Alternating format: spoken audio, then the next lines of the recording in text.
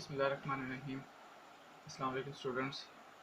8 class unit number 1 lecture number 7 में आज हमारा टॉपिक है मेजरिंग इंस्ट्रूमेंट्स। पेज नंबर 13 पर स्क्रू गेज, जैसा कि आप देख सकते हैं, सेकंड लेंथ मेजरिंग इंस्ट्रूमेंट्स है और ये जो है वर्नियर कैलिपर से एक्यूरेसी के साथ लेंथ को, स्मॉल ऑब्जेक्ट्स की लेंथ को या डायमीटर को मेजर कर सकता है। तो इसकी डेफिनेशन यहाँ सबसे ऊपर लिखी हुई है पेज नंबर 13 पर। Screw gauge is an instrument that is use to measure the small lengths with accuracy greater than the vernier calliper. जैसा कि प्रीवियस लेक्चर में हमने वर्नियर कैलिपर के और उसके लीस्ट काउंट के बारे में पढ़ा था। ये एक प्रैक्टिकल क्वेश्चन है, लॉन्ग क्वेश्चन है। ये हम डिटेलन नहीं पढ़ेंगे, बल्कि हम इनमें जो डेफिनेशंस हैं वो ही सिर्फ पढ़ेंगे। तो स्क्रू गेज क्या है? ये एक लेंथ मेजरिंग इंस्ट्रूमेंट है जो कि वर्नियर कैलिपर से भी एक्यूरेसी के साथ, वर्नियर कैलिपर जो कि एक सेंसिटिव लेंथ मेजरिंग इंस्ट्रूमेंट है, उससे भी ज़्यादा एक्यूरेसी के साथ ये स्क्रू गेज, जिसे हम माइक्रोमीटर भी कहते हैं, it is also called micrometer screw gauge. ये एक माइक्रोमीटर जो है वो, इसको हम मिलीमीटर्स में, इसका जो लीस्ट काउंट है वो मिलीमीटर में होगा। यहाँ हम इसके पहले इसको देखते हैं कि इसकी शेप कैसी है।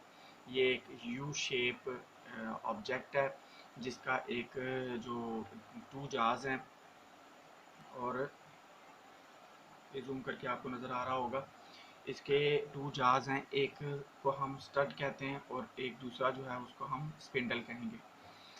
ये जब जैसा ही इसको थिम्बल को हम रोटेट करेंगे यहाँ से, तो ये यहाँ से इसको हम रोटेट करेंगे क्लॉकवाइज या एंटी क्लॉकवाइज, तो ये इसका सर्कुलर जो स्केल है ये मूव करेगा मेन स्केल के ऊपर, और ये एक रोटेशन के बाद 1 mm जो डिस्टेंस है वो कवर करेगा, और इसी तरह स्पिंडल जो है वो 1 mm स्टड की तरफ मूव करेगा। तो ये लॉक है, जिस जगह पर किसी ऑब्जेक्ट को इसके अंदर लॉक करना हो या टाइट करने के बाद लॉक कर देते हैं हम इसको, तो ताकि इसकी रीडिंग जो है वो चेंज ना हो सके। ये सर्कुलर स्केल है और ये मेन स्केल है जो कि इंडेक्स लाइन जिसके ऊपर मेन स्केल चल रहा है, ठीक है। और ये जो जिसके ऊपर मेन स्केल बना हुआ है, ये एक हालो सिलेंडर है जिसके ऊपर सर्कुलर स्केल मूव करेगा। तो अभी आपने इसके देख लिए हैं कि क्या चीज़ें हैं, तो मैं आपको इसमें एक डेफिनेशन है पिच की, वो मैं आपको बताता हूँ कि पिच की डेफिनेशन कहाँ पर लिखी हुई है इसमें। A thimble has a thread spindle inside it as the thimble, यहाँ से आप इसकी डेफिनेशन बना सकते हैं पिच की। as the thimble completes one rotation the spindle moves 1 mm along the index line. It is because the distance between the consecutive threads on the spindle is 1 mm. This distance is called the pitch of the screw on the spindle. ये spindle के ऊपर pitch जो है, ये pitch की definition short question में पूछी जा सकती है। इसके बाद इसका लीस्ट काउंट क्या है, ये स्मॉलेस्ट रीडिंग कितनी मेजर कर सकता है। Thimble has the 100 veins around its on and, its one end. It is the circular scale of the screw gauge as the thimble complete one rotation. 100 vein pass the index line and the thimble moves 1 mm along the main scale.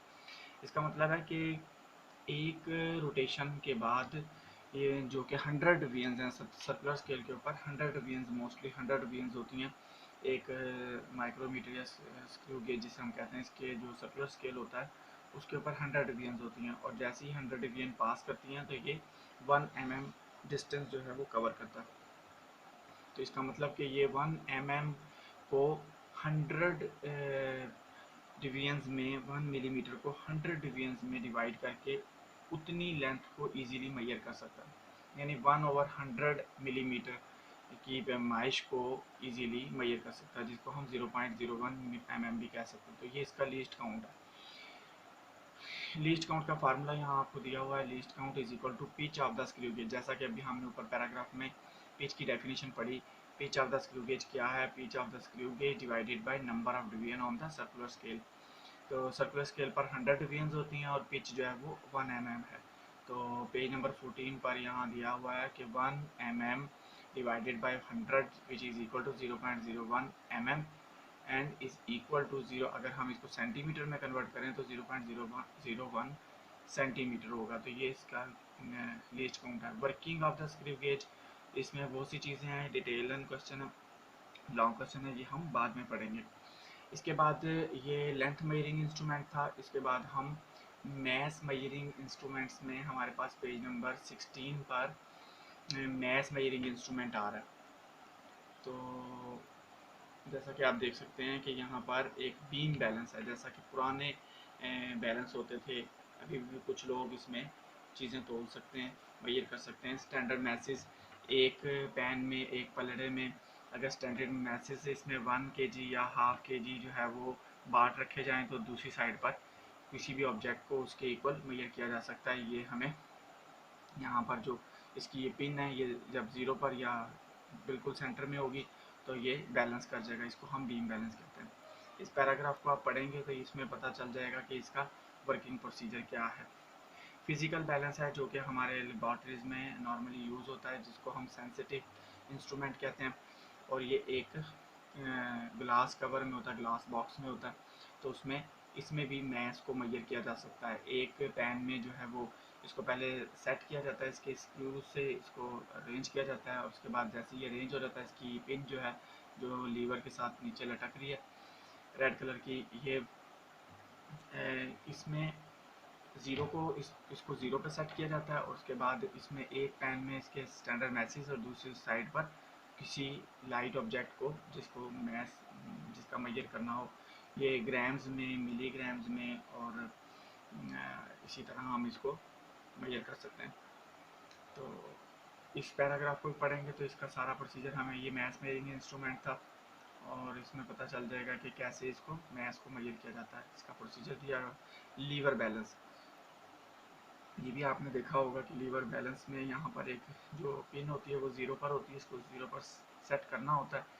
एक side पर हम standard message रखेंगे और दूसरी side पर किसी object को, जैसा कि इसमें एप्पल रखा हुआ है, इसको हम जैसे इसकी पिन ज़ीरो पर आ जाएगी तो ये बैलेंस कर जाएगा, इसको हम लीवर बैलेंस कहते हैं। ये भी आपके पैराग्राफ में आपको समझ आ जाएगी अगर आप इसको ध्यान से पढ़ लें तो। इलेक्ट्रॉनिक बैलेंस, आप लोगों ने नॉर्मली किसी भी शॉप पर इलेक्ट्रॉनिक बैलेंस देखा होगा जो कि मिलीग्राम, ग्राम्स, नॉर्मली ये किसी सेंसिटिव, जैसा कि कोई बहुत ही मामूली सी लाइट वेट जिसको मेजर करना है, या गोल्ड जिसका मेजर किया जाता है, तो या स्टोन को जिसका वेट मेजर करना हो, या किसी भी इसमें इसने जो है वो कॉइन रखा हुआ है उसका वेट जो है वो मेजर कर रहा है, तो ये ग्राम्स में, मिलीग्राम्स में इसकी रेंज है। और ये इलेक्ट्रॉनिक बैलेंस, आजकल दुकानों पे भी इलेक्ट्रॉनिक या डिजिटल बैलेंस जो है वो मेजर की जाते हैं, जिसमें हम किलोग्राम टू 5 किलोग्राम तक इसको इजीली मेजर कर सकते हैं। तो ये भी इसका एक स्विच होता है ऑन ऑफ का, जिससे ये इसका एक बटन जिससे हम इसको ज़ीरो पे इसकी क्वांटिटी या इसकी प्राइस को सेट कर सकते हैं, जो ये प्राइस भी बताएगा और इसकी किसी भी ऑब्जेक्ट की क्वांटिटी को भी मेजर कर सकता है। तो इसके बाद जो मेजरिंग इंस्ट्रूमेंट में हमारे पास आ रही है चीज़ वो है स्टॉप वॉच, यानी टाइम मेजरिंग इंस्ट्रूमेंट। तो ये मैकेनिकल स्टॉप वॉच है, इसके आप देख सकते हैं कि ये 60, ये एक सर्कल कंप्लीट करता है तो 30 सेकंड को, उसके बाद सेकंड जब ये जो बिग नीडल है ये कंप्लीट करती है तो ये 60 सेकंड कंप्लीट कर लेती है। ये आप फिगर देखें इसकी, यहाँ से ये जैसे ही मूव करता हुआ आउटर सर्कल से आएगा तो 30 सेकंड, फिर उसके बाद ये इनर सर्कल, इसकी एक और रोटेशन शुरू हो जाएगी जो इनर सर्कल में होगी, और ये यानी 2 रोटेशन कंप्लीट करेगा तो एक जो है वो सेकंड, 1 मिनट कंप्लीट करेगा। ये इसके सेकंड्स दिए हुए हैं, 60 second is equal to 1 minute. और इसका जो लीस्ट काउंट है वो मैकेनिकल स्टॉप वॉच का लीस्ट काउंट 0.1 सेकंड है। लीस्ट काउंट यानी इसका सबसे कम मेजर करने का, जो टाइम मेजर करने का इंटरवल है वो 0.1 सेकंड है। और इसमें डिजिटल स्टॉप वॉच का commonly use in the laboratory can measure the time interval as small as 1/100 second, 1 second के 100 पार्ट्स में डिवाइड कर सकता है डिजिटल स्टॉप वॉच, जो कि 0.01 सेकंड होता है। यानी कि मैकेनिकल स्टॉप वॉच का लीस्ट काउंट 0.1 सेकंड है और डिजिटल स्टॉप वॉच का लीस्ट काउंट जो है वो 01 सेकेंड है। यहाँ पर आपको डिजिटल स्टॉपवॉच जो है वो दिखाई गई है और इसका यूज़ करने का प्रोसीजर इस पैराग्राफ में लिखा हुआ है। मेजरिंग सिलेंडर जो है, ये मेजरिंग सिलेंडर ये किसी भी लिक्विड को या पाउडर सब्सटेंसेस को मेजर करने के लिए यूज़ किया जा सकता है। ये आप देख सकते हैं कि एक लड़का जो है वो यहाँ पर ऊपर से किसी लिक्विड को की लेवल को देख रहा है और ये एक रॉन्ग मेथड है, जबकि ये इसके बिल्कुल सामने से देख रहा है, जहाँ लिक्विड का लेवल है उसके सामने से देख रहा है, तो ये करेक्ट मेथड है, करेक्ट पोजीशन जो है वो लिक्विड को या किसी भी सब्सटेंस को मेजर करने का।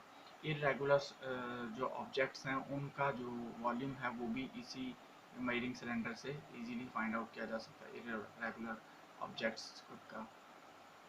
और इनकी रेंज, इनको हम मिली लीटर में या लीटर में मेजर कर सकते हैं। 100 मिलीमीटर या 2500 मिलीमीटर की रेंजेस में ये आते हैं। और इसका प्रोसीजर भी यहाँ पर आपको बताया गया है कि how to use the measuring cylinder, ये मेजरिंग सिलेंडर को यूज़ करने का क्या तरीका है। और इसके अलावा एक और आपको पैराग्राफ में ये शॉर्ट क्वेश्चन में पूछा जा सकता है, measuring volume of an irregular shape solid, किसी भी इरेगुलर शेप ऑब्जेक्ट का जो वॉल्यूम मेजर करने का मेथड है वो हम इन इस तरह फाइंड कर सकते हैं। Measuring cylinder can be use to find the volume of an small irregular shape solid that sinks in the water. किसी भी इरेगुलर शेप ऑब्जेक्ट को जो है वो हम धागे के साथ बांध कर और उस सिलेंडर के अंदर पानी डालेंगे पहले, उसमें फिर डुबो देंगे। उसका पहले वॉल्यूम, जो इनिशियल वॉल्यूम होगा डुबोने से पहले पानी के अंदर किसी ऑब्जेक्ट को, वो नोट कर लेंगे जिसको VI कहेंगे। और जब उसको सिंक कर देंगे, डुबो देंगे, तो उसका जो वॉल्यूम आएगा वो उसको हम VF कहेंगे। और फिर फाइनल वॉल्यूम में से इनिशियल वॉल्यूम को माइनस कर देंगे, तो वो जो वॉल्यूम का डिफरेंस होगा वो हमारे पास उस इरेगुलर शेप ऑब्जेक्ट का वॉल्यूम होगा। तो ये mass measuring, liquid measuring, time measuring instrument थे। मैंने इसके बारे में आपको थोड़ा सा ब्रीफली बता दिया। अब आप इसको पढ़ सकते हैं, मज़ीद अच्छा समझ सकते हैं। थैंक यू, अल्लाह हाफिज़।